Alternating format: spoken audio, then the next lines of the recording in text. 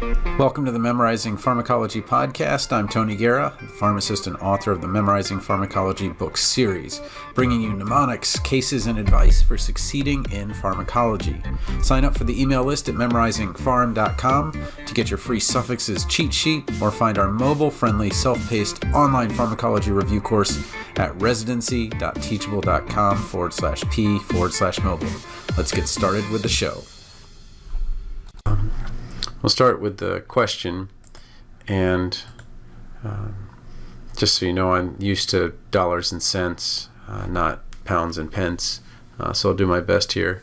Number 12, you are working as a practice pharmacist and have been asked to help the practice reduce expenditure on medications. As a result, you're reviewing the use of tolterodine, 4 milligrams, modified release per tablet. And I just put modified release there for my own benefit because in the States we use XR for extended release or ER for extended release generally. Sometimes CR for controlled release. It sounds like it makes more sense to just say modified release. As these cost more than tolterodine, 2 milligram per tablet at an equivalent dose, current costs are shown below. So it's tolterodine, 4 milligrams, modified release tablets, 25 pounds, 78 pence for 28 tablets, and tolterodine 2 milligram tablets, 2 pounds, 88 pence per 56 tablets. You've reviewed 9 patients who are prescribed tolterodine 4 milligrams modified release per tablet daily on repeat prescription. Have identified that 7 of them could potentially switch to the tolterodine 2 milligrams per tablet, a dose of 2 tablets per day. Practice has a repeating prescribing policy of 56 days per regimen on a prescription.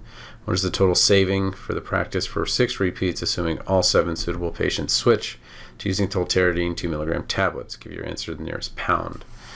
So first of all, there's a tremendous amount of extraneous information there. All you want to know is how many pounds do I end up with for the 4 milligrams and how many pounds do I end up with 2 milligrams, 7 patients each time. Okay, so let's look at the conversions. I think that'll make it a lot easier. So let's look down here. This is what we really want. Cost of 7 patients on 4 milligrams minus cost of 7 patients on 2 milligrams equals the savings. So starting up here, we know we need to end up with pounds in both cases. And the only conversion that we had for pounds was the pounds, or 25 pounds, 78 pence per 28 tablets. And then same thing here, 2 pounds, 88 pence per 56 tablets. Now here's where we get a little tricky in that 56-day regimen for a 28 tablet long acting is 56 tablets. And down here for the 56 tablets, we have 112. So that's a little bit tricky.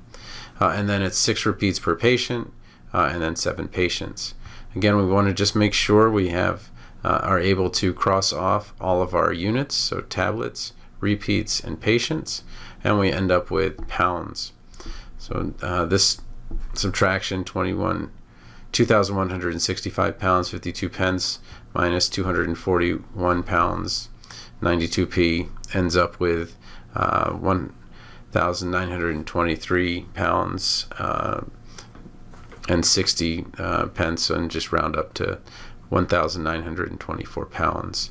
But again, as with all of these, we're just really about the setup.